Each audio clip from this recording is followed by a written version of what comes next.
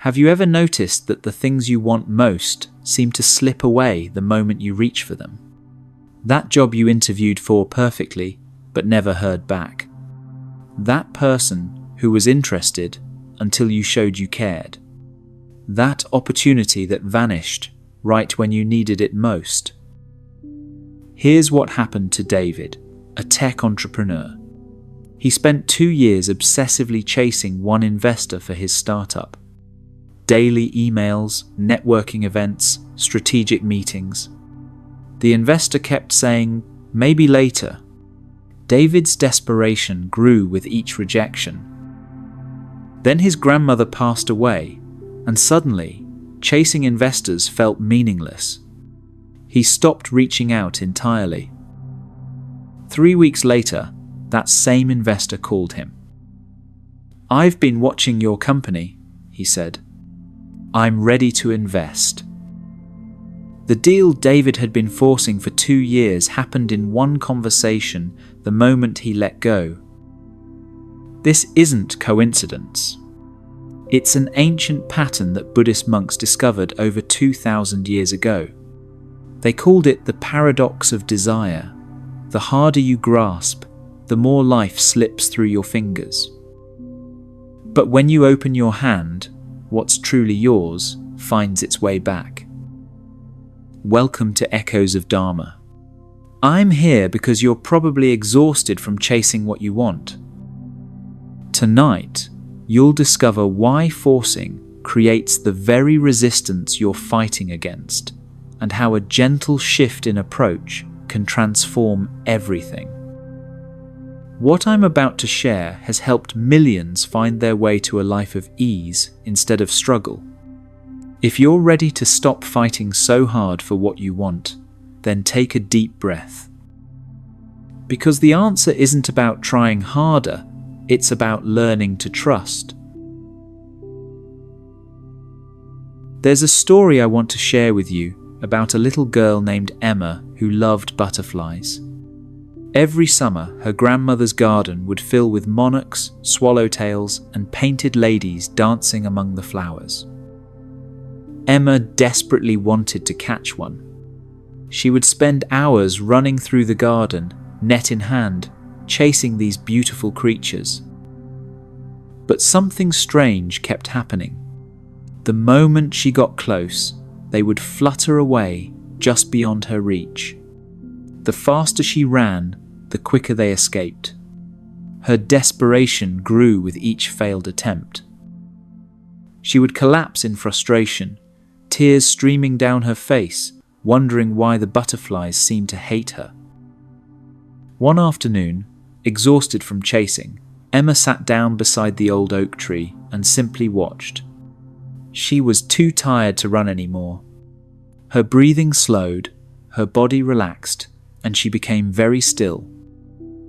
Within minutes, something magical happened. A beautiful orange monarch landed gently on her shoulder. Then another on her outstretched hand.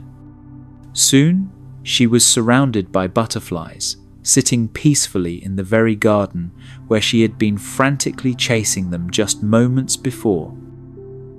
This simple story reveals something profound about human nature that Buddhist monks have understood for centuries.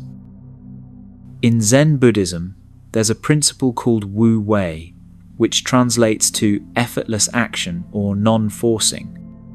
It's the art of accomplishing things without struggle, of achieving through allowing rather than demanding. Think about your own life for a moment. How often do you find yourself in Emma's position, frantically chasing after something you want?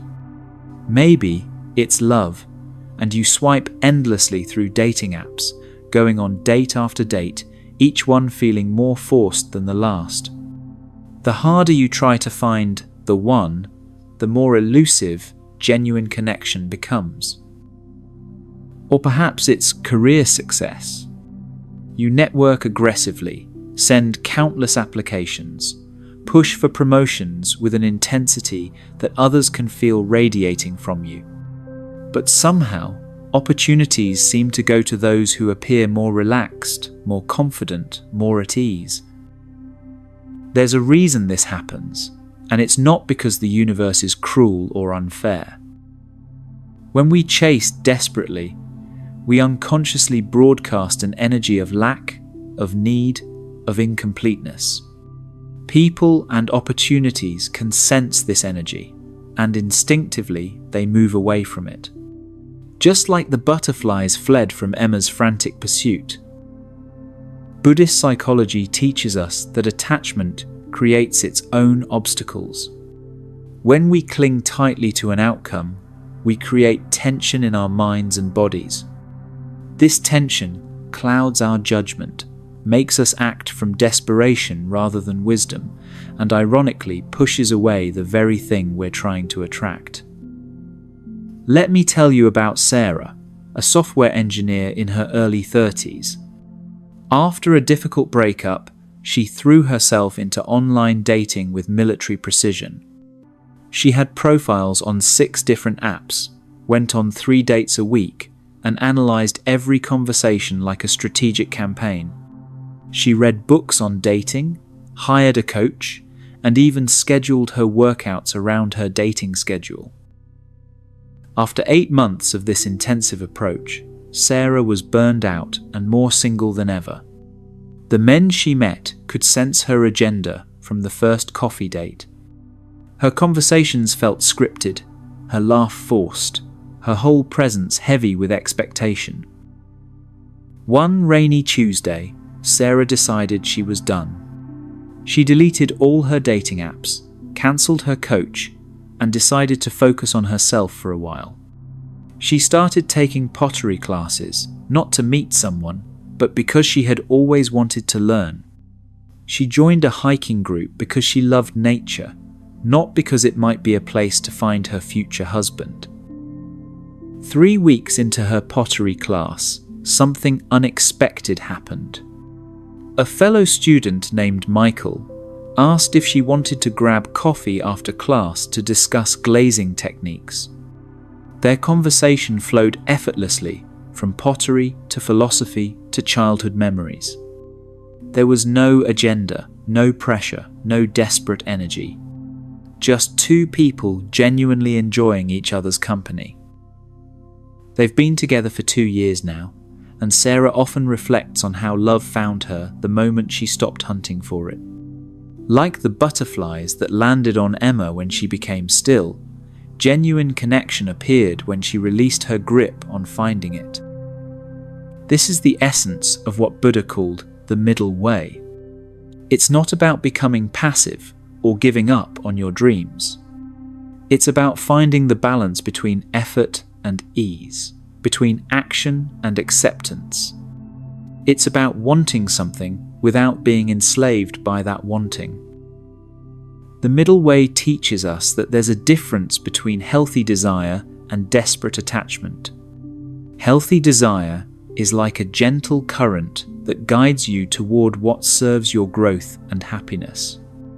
Desperate attachment is like a riptide that pulls you away from shore, exhausting you as you fight against forces much larger than yourself.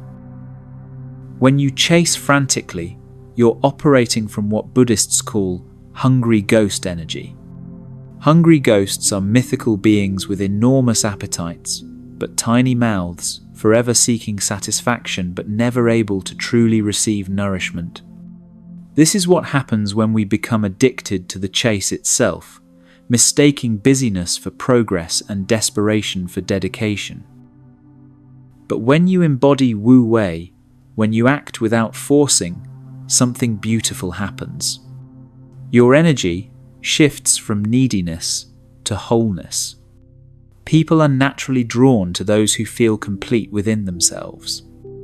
Opportunities appear because you're no longer broadcasting the desperate frequency that repels them. This doesn't mean you become passive or stop taking action. Emma still went to the garden. Sarah still put herself in social situations. The difference was in the quality of their presence. They moved from forcing to allowing, from chasing to attracting, from desperation to trust. As we continue this journey together, I want you to gently notice where in your life you might be running through the garden with a butterfly net. Where are you pushing when you could be flowing? Where are you chasing when you could be still? Because sometimes the most powerful thing you can do is sit down by the oak tree and simply watch what unfolds. There once was a young monk who had been walking for days through the mountains, carrying what seemed to be an enormous burden on his shoulders. His back was bent, his steps laboured, and sweat poured down his face despite the cool mountain air. Other travellers who passed him on the path looked at him with pity, wondering what heavy load he was carrying. When he finally reached the monastery, his teacher was waiting by the gate. The old master looked at the young monk's exhausted face and asked gently, "My son, what is this heavy burden you carry?" The monk, breathing heavily, replied, "Master, I carry the weight of all my desires. My longing for enlightenment, my wish to be free from suffering, my hope to become worthy of your teachings. Each day, these wants grow heavier on my shoulders." The master smiled softly and said, "Show me this burden. Place it on the ground so I may see how heavy it truly is." The young monk looked confused. He reached for his shoulders but found nothing there. His hands grasped at empty air. There was no physical weight, no visible burden. Yet he had felt its heaviness with every step for days. "The weight you carry," the master explained, "exists only in your mind. You have been carrying the shadow of your own wanting, mistaking it for something real. Put down what was never there to begin with." This ancient story reveals something profound about the nature of desire that we often miss in our daily lives.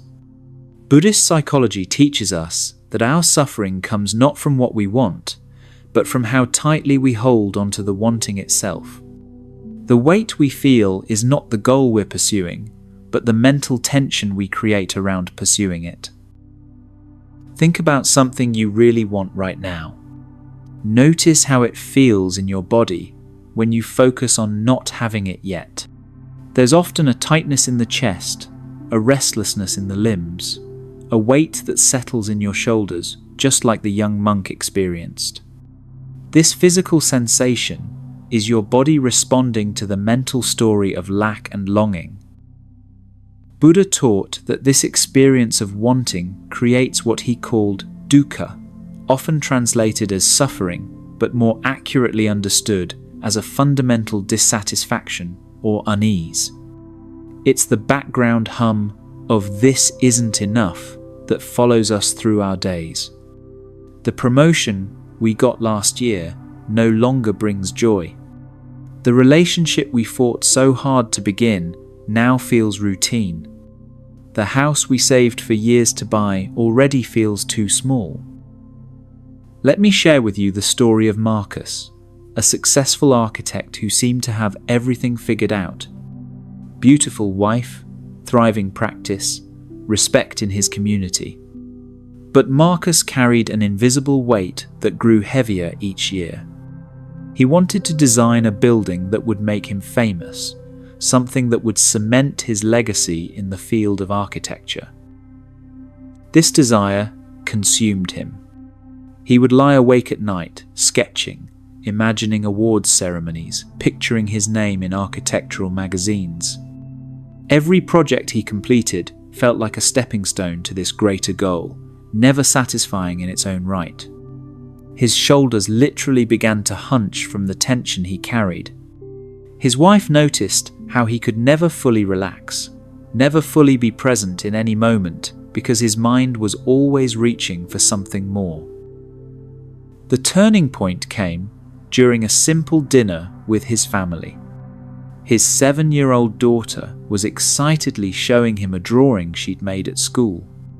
As she spoke, Marcus realized he wasn't really listening. His mind was elsewhere, planning, scheming, wanting. He saw the disappointment in her eyes when she realized he wasn't truly there.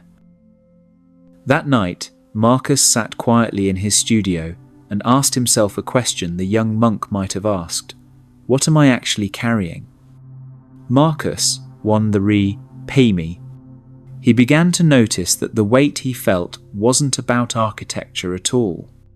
It was about a deep fear of being forgotten, of not mattering, of his life having no lasting significance. The famous building was just a story he'd created to address this fear. This insight changed everything for Marcus. He didn't stop designing or pursuing excellence in his work, but he began to approach his projects differently. Instead of each building being a desperate attempt to prove his worth, it became an opportunity to serve the people who would use the space. The weight began to lift because he was no longer carrying the burden of his own becoming. Buddhist philosophy calls this shift moving from attachment to appreciation. Attachment says, I need this thing to be happy. Appreciation says, I can enjoy this thing without needing to possess it forever. It's the difference between a clenched fist and an open palm. The middle way, which Buddha discovered after years of extreme practices, teaches us that the problem isn't having desires. Desire is natural, part of being human, part of how we navigate and engage with life. The problem arises when we become enslaved by our desires, when they become our masters instead of our companions. Imagine desire as a river running through your life. When you try to dam it up completely, the pressure builds until it bursts forth destructively. When you let it flood without any boundaries, it destroys everything in its path. But when you learn to channel it wisely, it becomes a source of nourishment and power. There's a beautiful practice in Zen meditation called noting that can help us work with the weight of wanting. When you notice a strong desire arising, instead of immediately acting on it or trying to suppress it, you simply note it. Wanting is here. You observe how it feels in your body, how it affects your breathing, how it changes your thoughts. You neither feed it nor fight it. You simply witness it with the same gentle curiosity you might have for clouds passing across the sky. What's remarkable about this practice is how quickly the intensity of wanting begins to shift when you stop resisting it. Like the young monk discovering there was no physical burden to carry, you begin to see that much of the weight you feel comes from your relationship to the desire, not the desire itself. Sarah, the software engineer we met earlier, discovered this truth when she stopped chasing love so desperately. The longing for partnership didn't disappear when she deleted her dating apps, but the exhausting weight of that longing began to lift. She could feel the desire for connection without being crushed by it. This lighter energy is exactly what made her more attractive to genuine partnership when it appeared. As you continue listening to these words, I invite you to gently check in with your own shoulders, your own breath, your own body. What invisible weights might you be carrying? What once have become burdens rather than guideposts? Remember, the goal isn't to eliminate all desire, but to hold it lightly enough that you can still move freely through your life. Sometimes, the most radical thing you can do is exactly what the master suggested to the young monk: put down what was never there to begin with. There was once a farmer who lived in a small village surrounded by fertile fields. Every spring, he would watch his neighbours plant their seeds and then wait patiently for the seasons to unfold. But this farmer was different. He was convinced that nature was too slow, that he could make things grow faster if he just tried hard enough. On the day after planting his seeds, he would dig them up to check if they had sprouted yet. When he found they hadn't, he would replant them and wait exactly 1 day before checking again. Week after week, he repeated this cycle, pulling his seeds from the earth, examining them with frustration, and replanting them with growing desperation. Meanwhile, his neighbor had planted her seeds on the same day and then turned her attention to other things. She watered gently when the soil was dry, pulled weeds when they appeared, but otherwise trusted the ancient rhythm of growth. She knew that seeds have their own timeline, their own wisdom about when conditions are right for emerging. By midsummer, the neighbor's fields were abundant with corn, tomatoes, and squash. The impatient farmer's fields were barren, filled only with disturbed soil and the remnants of seeds that had never been given the chance to follow their natural course. This story illustrates one of the most challenging teachings in Buddhist philosophy, the understanding that everything unfolds according to its own perfect timing, not according to our urgent desires. In Zen, this wisdom is captured in the phrase, "The bamboo grows not by forcing, but by allowing." We live in a culture that worships speed and immediate gratification. We have instant coffee, instant messaging, instant entertainment. We've been conditioned to believe that if something isn't happening quickly, it isn't happening at all. But the deepest truths of life operate on a completely different timeline. Love doesn't arrive on schedule. Healing happens in waves, not in straight lines. Career fulfillment often emerges after years of seeming detours. Wisdom ripens slowly, like wine in a cellar, becoming richer and more complex with time. Let me tell you about Jennifer, a talented artist who spent her 20s desperately trying to make it in the art world. She submitted to every gallery, applied for every grant, attended every networking event. Each rejection felt like proof that she was falling behind, that her window of opportunity was closing. She watched younger artists get recognition and wondered what was wrong with her own timing. By her early 30s, Jennifer was exhausted from the constant pushing and striving. She decided to take a break from the art world and accepted a job teaching art to children at a community centre. She told herself it was temporary, just until she figured out her next move. But something unexpected happened in those classrooms. Working with children reconnected Jennifer to the pure joy of creation that had drawn her to art in the first place. Their unfiltered enthusiasm and fearless creativity began to influence her own work. Her paintings became more playful, more authentic, more alive. 3 years later, a gallery owner happened to see one of Jennifer's new pieces at a local coffee shop. The work was so different from anything else he'd seen that he immediately wanted to meet the artist. Jennifer's first solo show sold out on opening night. The very recognition she had chased so desperately in her 20s came naturally when she stopped forcing it and allowed her authentic voice to emerge. I realize now, Jennifer reflects, that those years of rejection weren't delays. They were preparation. I wasn't ready then for the success I thought I wanted. I needed to grow into the artist I was meant to become. This understanding of divine timing is central to Buddhist teachings about karma. Karma isn't punishment or reward delivered by some cosmic judge.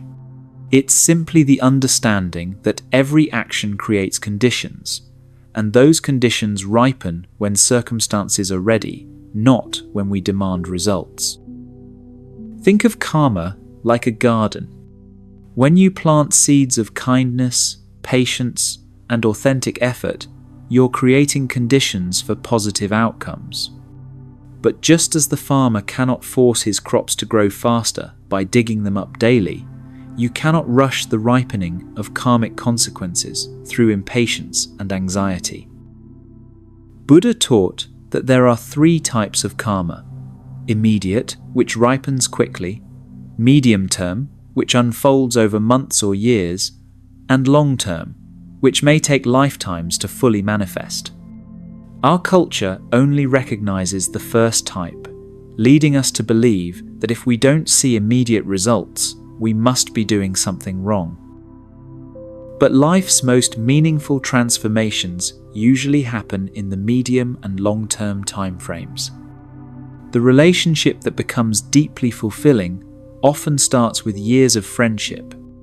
The career that brings true satisfaction frequently emerges after apparent false starts and redirections. The inner peace we seek through spiritual practice develops gradually, like a mountain being shaped by wind and rain over countless seasons. Consider the story of Michael, a software engineer who felt stuck in his corporate job. For 2 years, he applied to startup after startup, desperate to find more meaningful work. Interview after interview ended in rejection or offers that didn't feel right. His friends suggested he was being too picky, that he should just take the next available opportunity. But something inside Michael whispered to wait, to trust that the right situation would present itself when the time was right. Instead of forcing his way into the wrong opportunities, he used this period to develop his skills, to volunteer for projects that genuinely excited him, and to clarify what kind of work would truly align with his values. 2.5 years after beginning his search, Michael received a call about a position he hadn't even applied for. A former colleague had recommended him for a role at a company developing technology to help small farmers in developing countries. The work combined his technical skills with his passion for social justice in ways he had never imagined possible. "If I had taken one of those earlier jobs," Michael says, "I would never have been available when this opportunity appeared. The waiting wasn't wasted time. It was preparation time. I needed to become the person who was ready for this work." This is the profound wisdom of trusting natural timing. What appears to be delay is often alignment. What feels like rejection is sometimes protection. What seems like a detour might be the exact path you need to take to become who you're meant to be. Zen master Thich Nhat Hanh often spoke about the patience of trees. A tree doesn't struggle to grow faster in spring or slower in winter. It responds to the conditions present in each moment, trusting the ancient rhythm that governs all life. In summer, it offers shade. In autumn, it releases its leaves. In winter, it rests. In spring, it blooms again.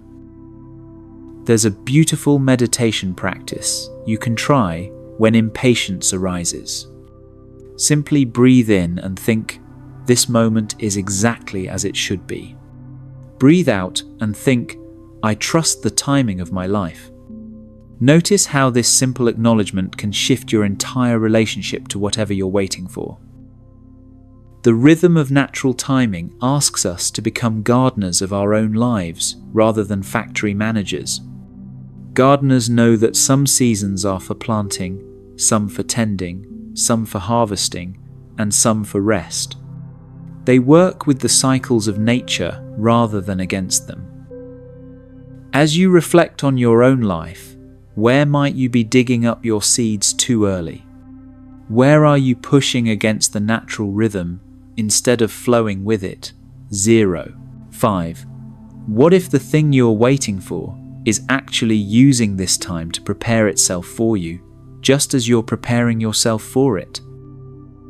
Sometimes, the most profound act of faith is simply allowing the seasons of your life to unfold in their own perfect time. Picture a river flowing down a crystal clear water moving with effortless grace toward the valley below. In its path lies a massive boulder, ancient and immovable, blocking what seems like the only way forward. If the river were human, it might panic. It might push against the stone with all its force, wearing itself out in futile struggle. It might rage and foam, demanding that the obstacle move out of its way. But water knows something we often forget. The river doesn't fight the boulder. It doesn't try to move it or destroy it. Instead, it flows around it, embracing the stone as part of its journey. The water that seemed blocked finds new channels, discovers hidden paths, and continues its journey to the sea. The river always reaches its destination, while the boulder, despite all its apparent strength, remains forever stuck in place. This is the profound secret of letting go that Buddhist teachings have been pointing toward for centuries. Detachment isn't about becoming hard or indifferent. It's about becoming fluid, like water. It's about learning to flow around life's obstacles, rather than exhausting yourself trying to move them. But here's where many people misunderstand this ancient wisdom. They think letting go means giving up, becoming passive, or not caring about outcomes. This confusion has led some to retreat from life entirely, mistaking withdrawal for wisdom. True detachment, as Buddha taught it, is not indifference. It's freedom. It's the ability to care deeply while holding lightly. It's loving without trying to own, working without being enslaved by results, hoping without being crushed by disappointment. Let me share the story of Elena, a talented marketing executive who thought she understood what letting go meant. After years of struggling to make her small business successful, she read about Buddhist detachment and decided the answer was to stop caring about the outcome entirely. She stopped following up with clients, stopped tracking her finances, and told herself she was practicing non-attachment. Within 6 months, her business had collapsed. Elena had confused detachment with negligence, letting go with giving up. She had swung from one extreme of obsessive control to another extreme of complete disengagement. Neither approach served her or her clients. The turning point came when Elena met an old Buddhist teacher at a meditation retreat.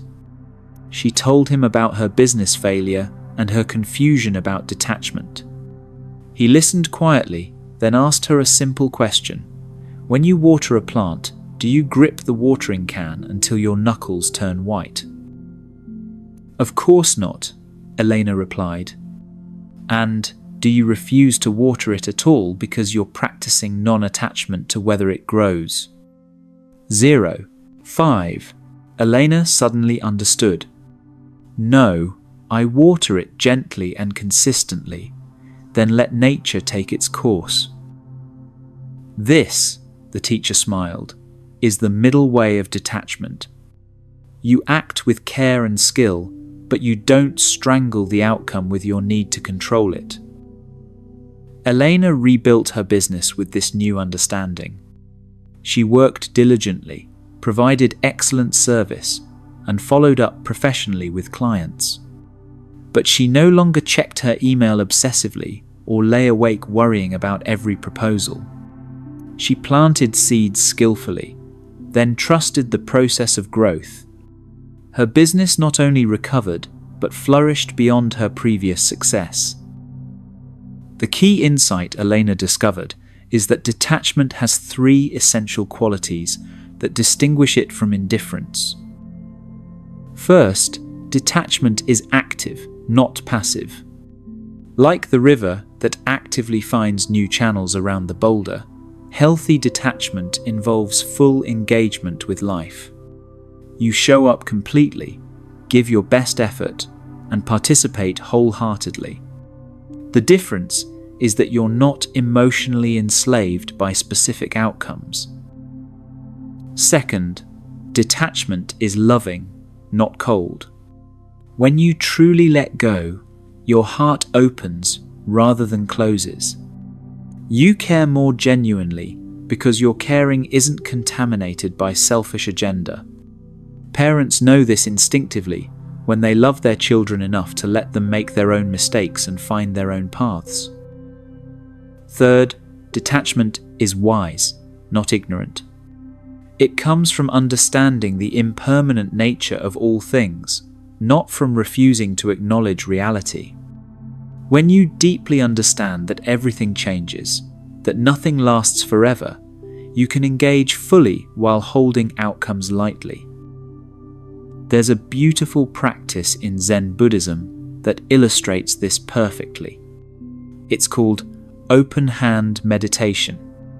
You sit quietly and imagine holding something you desperately want in your clenched fist. Feel the tension in your hand, the strain in your arm, the way gripping tightly actually hurts. Now, slowly open your hand. Notice how the tension releases, how your arm relaxes, how much easier it becomes to breathe. The object you are holding is still there in your open palm, but now there's space around it. You can appreciate it without being imprisoned by it. If it needs to leave, it can go freely. If it's meant to stay, it rests peacefully in your open hand. This is the essence of detachment in relationships as well. Consider the story of David and Maria, who had been married for 15 years. Their relationship had become strained because David tried to control every aspect of Maria's choices, believing this was how to show love and keep her close.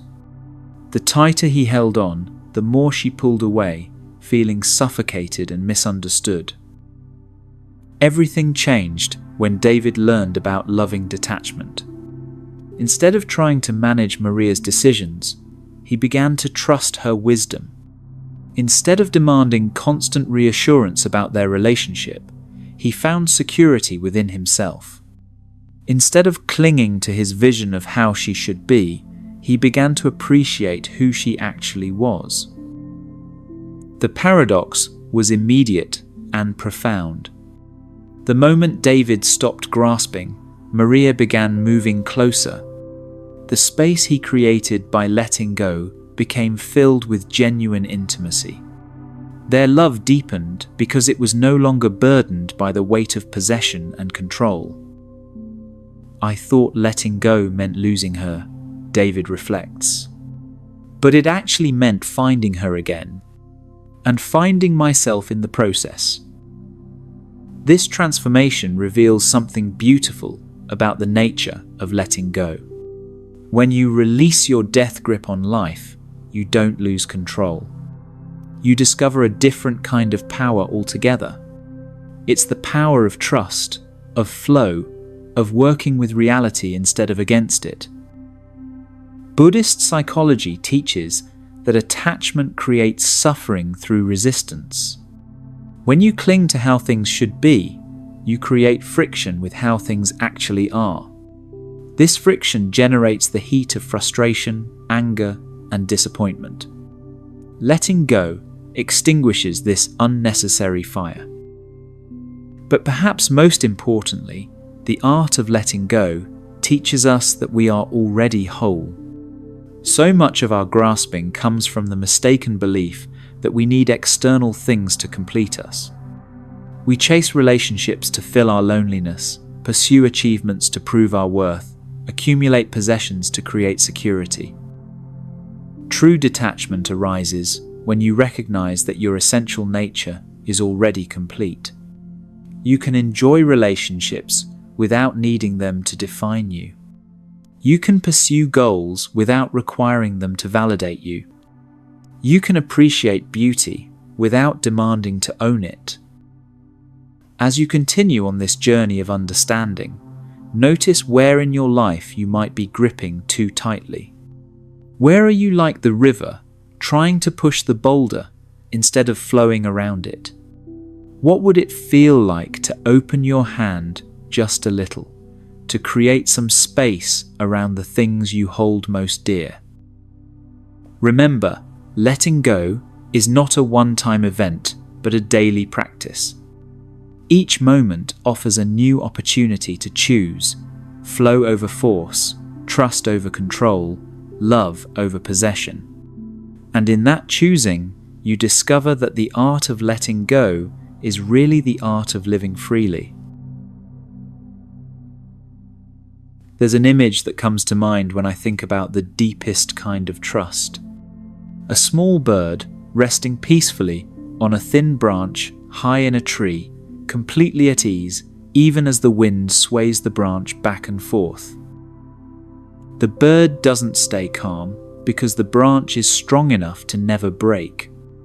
In fact, branches do break sometimes. The bird rests peacefully because it trusts something far more reliable than the branch. It trusts its own ability to fly. This image captures something essential about the kind of surrender that Buddhist teachings point us toward. It's not surrender born of weakness or defeat.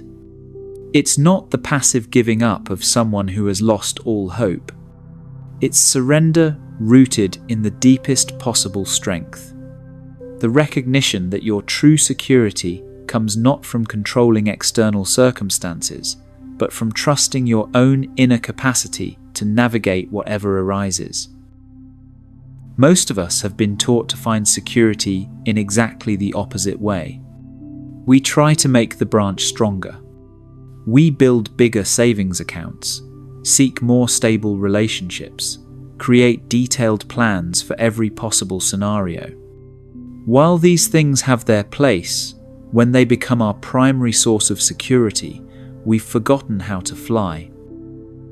Let me tell you about Rachel, a successful financial planner who had built her entire identity around controlling outcomes. Her life was a masterpiece of organization and preparation.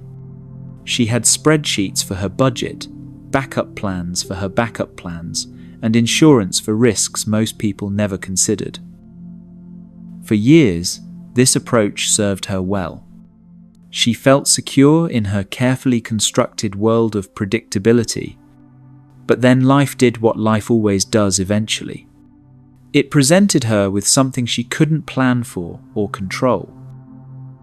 Rachel's husband was diagnosed with a rare illness that changed everything overnight. Suddenly, all her spreadsheets and backup plans felt meaningless in the face of the profound uncertainty they were facing.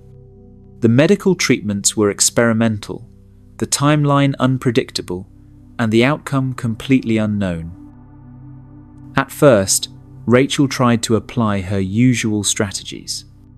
She researched obsessively, created treatment schedules, and attempted to manage every detail of her husband's care. But the harder she tried to control the situation, the more anxious and exhausted she became. Her need to manage everything was actually making things worse for both of them. The breakthrough came during a quiet moment in the hospital room. Rachel was holding her husband's hand, both of them exhausted from another difficult day of treatments. She looked at his peaceful face and realized that despite everything they were going through, he seemed more at ease than she did. "How are you so calm?" she asked him. He squeezed her hand gently and said, "I decided to stop fighting what I can't control and focus on loving what I can. I can't control this illness, but I can control how present I am with you right now." In that moment, Rachel understood what surrender actually meant. It wasn't about giving up or becoming passive. It was about recognizing the difference between what she could control and what she couldn't, and finding peace in that recognition. This wisdom is at the heart of Buddhist understanding about interdependence. Buddha taught that everything in existence is interconnected, arising from countless causes and conditions beyond any individual's control. To believe that we can control outcomes through willpower alone is to deny this fundamental truth about reality. Think about your own breath for a moment. You can influence it, but you cannot control it completely. Your heart beats without your permission. Your body heals cuts without conscious direction. Even your thoughts arise spontaneously from sources you don't fully understand. Life is constantly demonstrating that much of what sustains us happens through forces larger than our individual will. Zen master Suzuki Roshi often spoke about what he called don't know mind. This isn't the don't know of ignorance or confusion. It's the don't know of wisdom that recognizes the limits of human knowledge and control.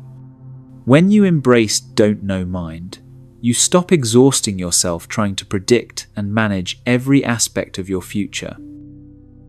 Consider the story of James, a software engineer who spent years trying to plan the perfect career trajectory.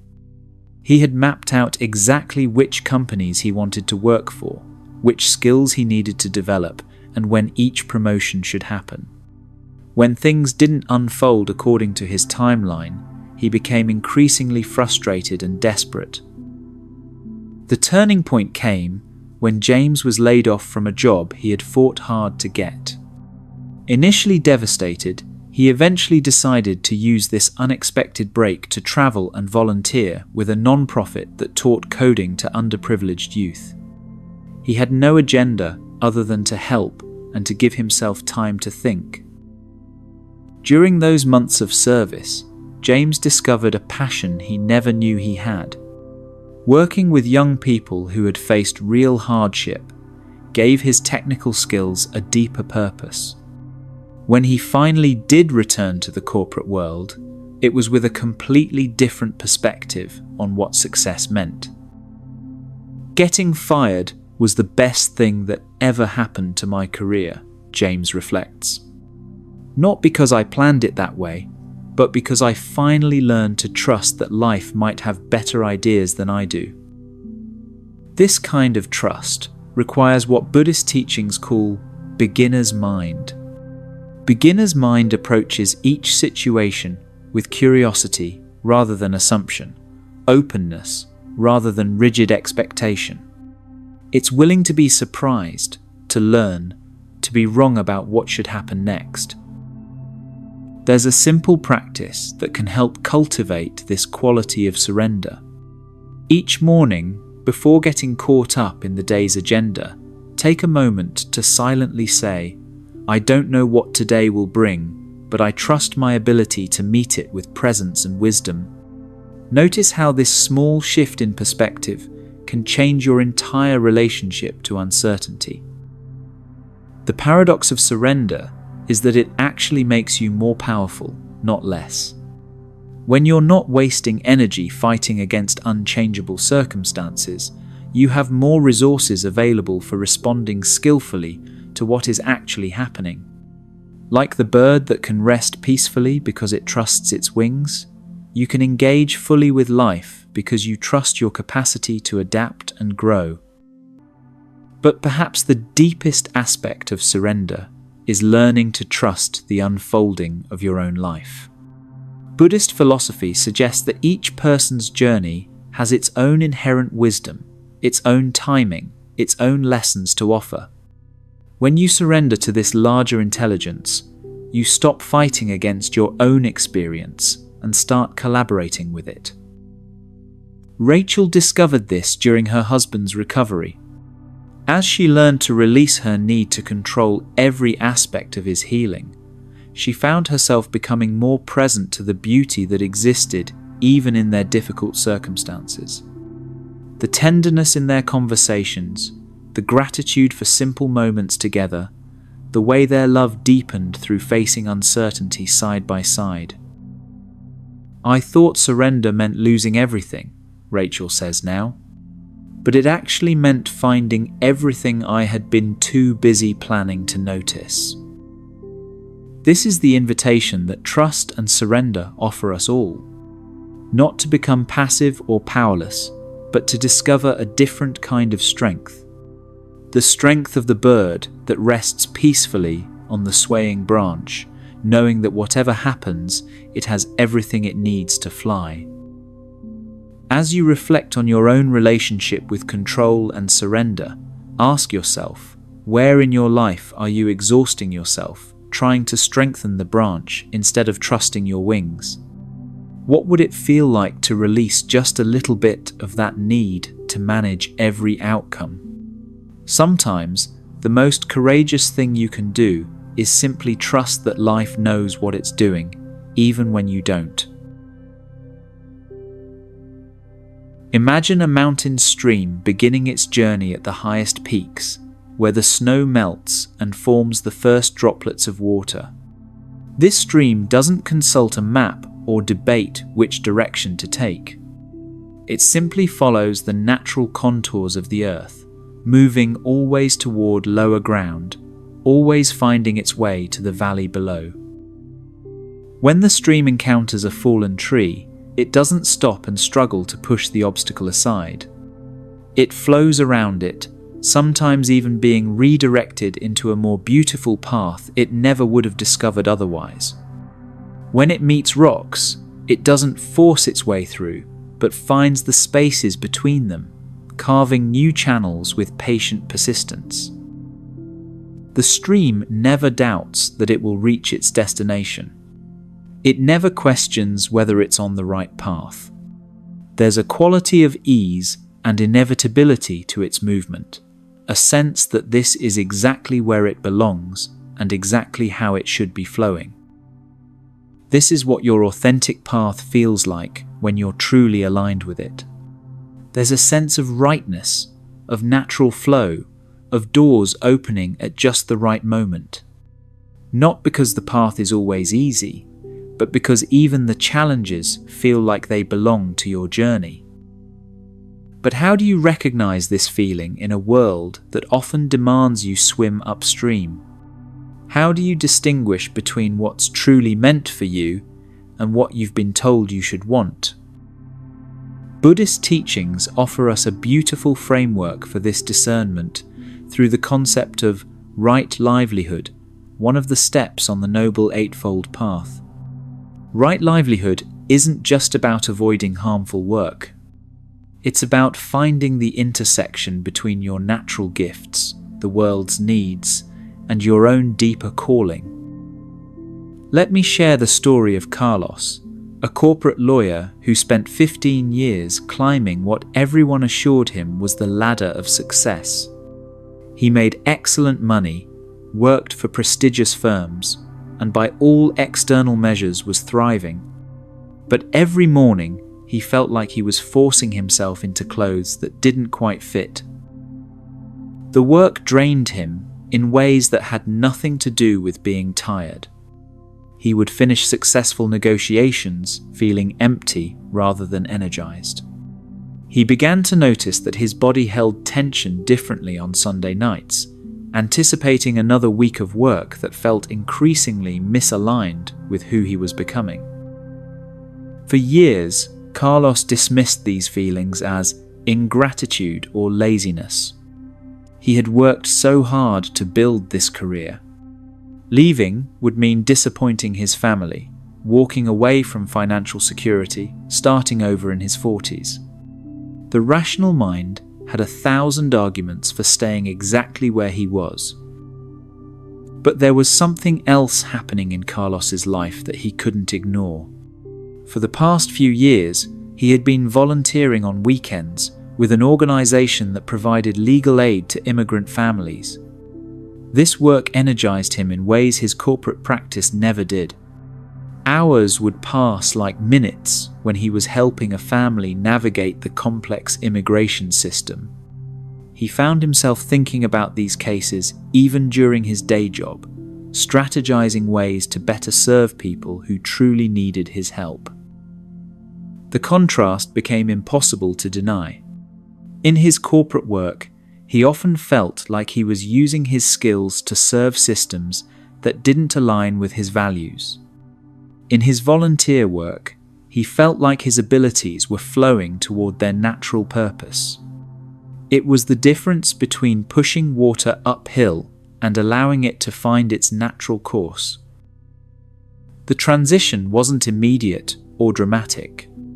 Carlos began slowly reducing his corporate hours and increasing his immigration work. He lived more simply, downsized his apartment, and gradually built a practice that focused entirely on serving families in crisis.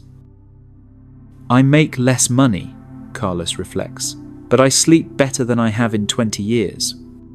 I wake up knowing that my work matters in ways I can see and feel.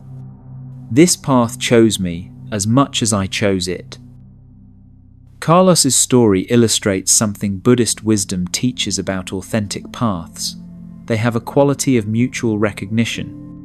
Just as the stream naturally follows the contours of the landscape, when you're on your true path, you feel chosen by it as much as choosing it. There's a sense of coming home to yourself. But recognizing your authentic path requires learning to distinguish between two very different feelings: the resistance that comes from fear and the resistance that comes from misalignment. Fear-based resistance often arises when you're moving towards something that scares you but feels deeply right. This kind of resistance is usually accompanied by excitement, even if it's buried under anxiety. It's the feeling of standing at the edge of growth, knowing that what lies ahead will expand you in ways you need. Misalignment resistance, on the other hand, feels heavier and more draining. It's the persistent sense that you're swimming against your own current, that you're using tremendous energy to maintain a direction that doesn't feel natural. This resistance doesn't diminish with effort. If anything, it grows stronger the harder you push. Consider the difference between two people starting exercise routines. The first person feels resistance because they're not used to physical activity, but underneath that resistance is excitement about getting stronger and healthier. The second person feels resistance because they've chosen a form of exercise that fundamentally doesn't match their personality or body type. Both people experience resistance, but the quality and source are completely different. Your authentic path often reveals itself through what Buddhist teachers call effortless effort. This doesn't mean everything is easy, but that even the difficult aspects feel meaningful and sustainable. You find yourself naturally developing the skills you need. Opportunities appear that support your direction. People enter your life who share your vision or offer exactly the help you need. There's also a quality of time that changes when you're aligned with your true path. Hours spent doing work you love pass quickly, while minutes spent in misaligned activities can feel endless. This isn't about pleasure versus difficulty. It's about the difference between struggle that serves growth and struggle that serves nothing but obligation. Buddhist psychology suggests that your authentic path will always involve service to something larger than yourself, even if that service looks different for each person. The artist serves beauty and truth through creative expression. The teacher serves knowledge and growth through education. The parent serves love and wisdom through nurturing.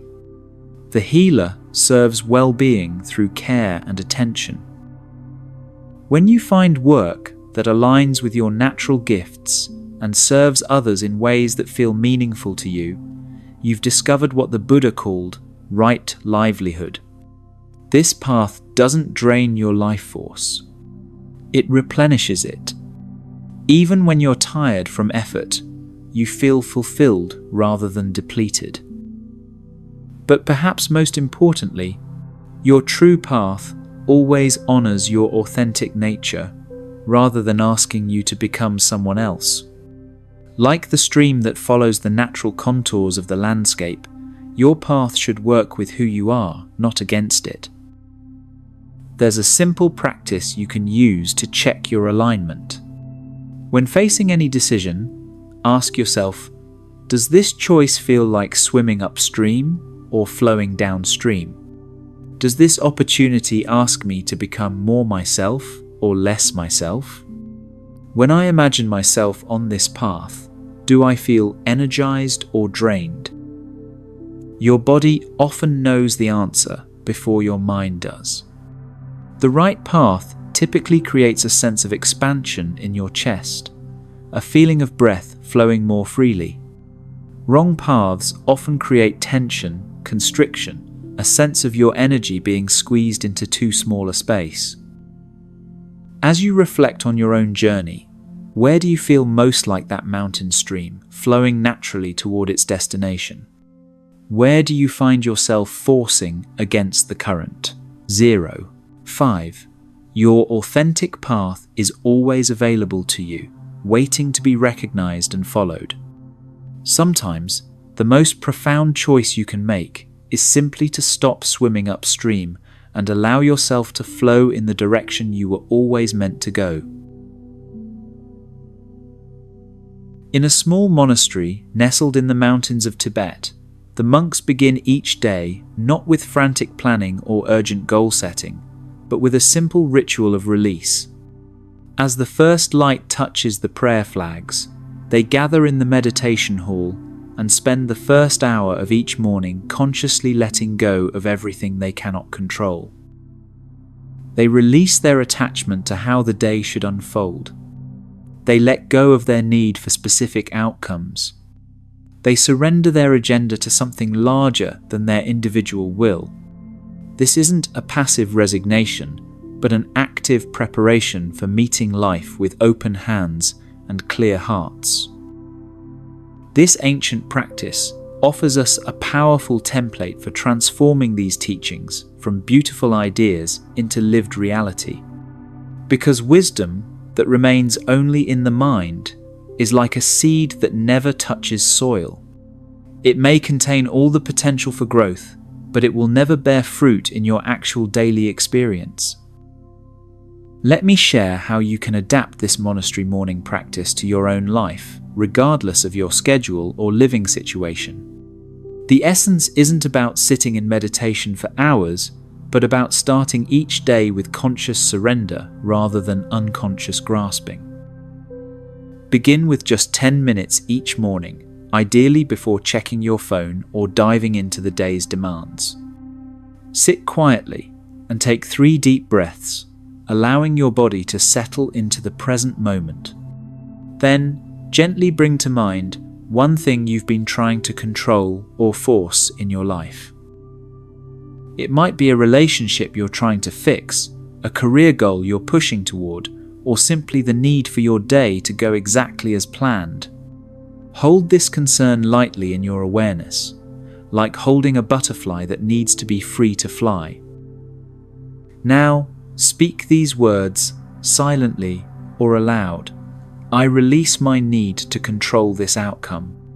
I trust that life knows what it's doing, even when I don't. I will act with love and wisdom, but I will not force results. Notice what happens in your body as you speak these words. Often, there's an immediate softening, a release of tension you didn't even know you were carrying. This is the physical sensation of letting go, your nervous system relaxing into trust rather than gripping with fear. But living these teachings isn't just about morning practices. It's about learning to recognize the moments throughout your day when you're moving into forcing mode and gently redirecting yourself back to flow. Consider Lisa, a marketing manager who began applying these principles to her daily work life. For years, she had approached her job like a general commanding troops, trying to control every variable, manage every outcome, and ensure nothing went wrong. This approach had made her successful, but also chronically stressed and exhausted.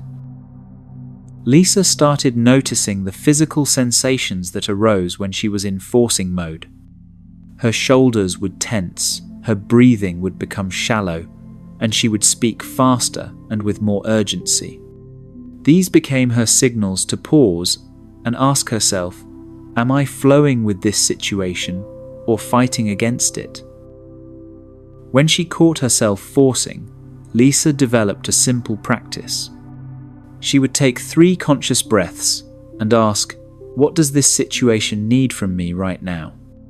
Often, the answer was something completely different from what her controlling mind had been demanding.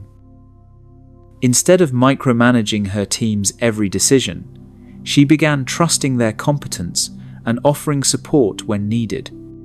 Instead of panicking when projects didn't go exactly according to plan, she looked for the opportunities hidden within unexpected changes. Instead of forcing solutions, she created space for better ideas to emerge naturally. The results surprised her.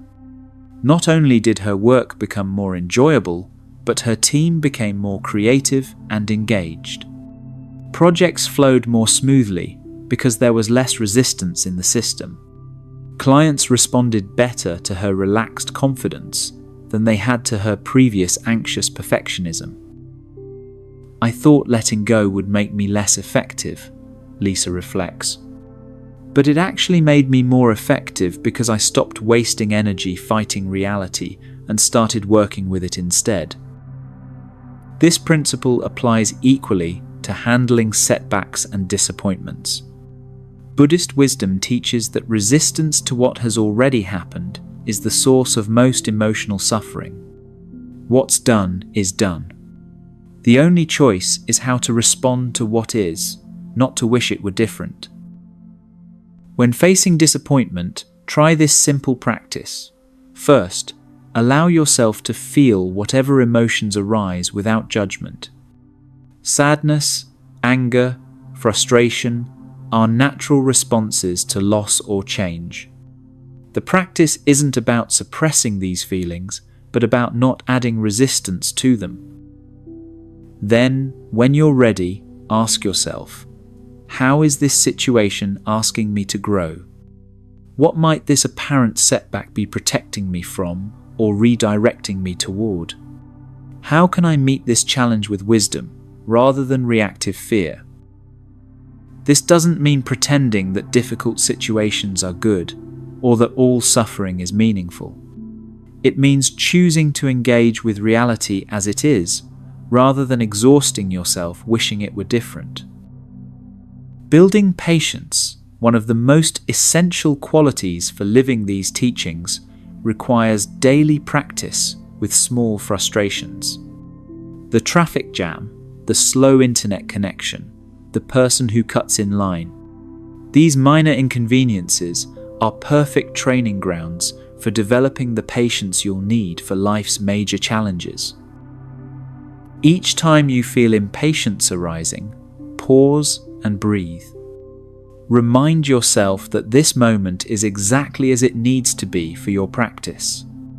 Instead of fighting the delay, use it as an opportunity to return to presence, to notice your breath, to appreciate something beautiful in your environment. Creating space for things to unfold naturally also means learning to live with uncertainty. Most of us have been trained to see not knowing as a problem to be solved immediately. But Buddhist wisdom suggests that uncertainty is simply the natural state of life. Learning to be comfortable with not knowing is one of the most liberating skills you can develop. Practice saying these words when facing uncertainty. I don't know what will happen, and that's okay. I trust my ability to respond wisely to whatever arises. I am open to possibilities I haven't even imagined yet. Over the past few weeks, I've received messages from viewers who have begun implementing these practices in their own lives. Sarah, who we met earlier in her dating journey, wrote to say that she's been practicing morning release for 3 months now and has noticed a profound shift in how she approaches all her relationships. I used to try to control how people felt about me, she shared. Now I focus on being authentic and let others respond however feels right to them. Paradoxically, my relationships have become deeper and more genuine. Marcus, the architect who was chasing fame, wrote that he's been applying these principles to his creative work. I design each building with complete commitment, but I no longer attach my self-worth to whether it wins awards or gets featured in magazines. My work has become more innovative because I'm no longer designing from fear. These real transformations show that living these teachings doesn't require dramatic life changes or years of meditation practice. It requires small, consistent choices to trust rather than control, to flow rather than force, to release rather than grasp. As you begin incorporating these practices into your own life, remember that the goal isn't perfection. You'll catch yourself forcing, controlling, and grasping countless times. This isn't failure. It's simply the human condition and the very foundation of practice. Each time you notice yourself gripping tightly to an outcome, celebrate that awareness. Each time you consciously choose to release control, honor that courage. Each time you trust the process instead of forcing results, acknowledge that wisdom. The path isn't about becoming someone who never wants anything or never feels disappointed. It's about learning to want and hope and dream while holding it all lightly enough that you can still dance with whatever life brings. It's about discovering that your deepest security comes not from controlling outcomes, but from trusting your own capacity to meet each moment with presence and love. As we come to the end of this journey together, I want to return to David, the entrepreneur we met at the very beginning. Today, 3 years after learning to let go of forcing outcomes, his life looks quite different. He still works with the same passion and dedication, but there's a quality of ease that wasn't there before. His relationships are deeper because he no longer tries to control how others respond to him. His business flourishes because he makes decisions from clarity rather than desperation. Most importantly, he sleeps peacefully at night because he's learned to trust the unfolding of his own life. What's meant for you will never pass you by, he often tells his friends now. Not because life guarantees easy outcomes, but because when you're aligned with your authentic path, you become available to recognize and receive what truly serves your growth. This is the gentle promise these ancient Buddhist teachings offer each of us. Not that life will always go according to our plans, but that we can learn to dance with whatever arises. Not that we'll never face challenges, but that we can meet them with wisdom rather than resistance. If these words have brought you even a moment of peace, consider subscribing to Echoes of Dharma for more gentle wisdom. And remember, in a world that constantly tells you to chase harder and grip tighter, sometimes the most radical act is simply learning to trust. What's yours will find you when the time is right.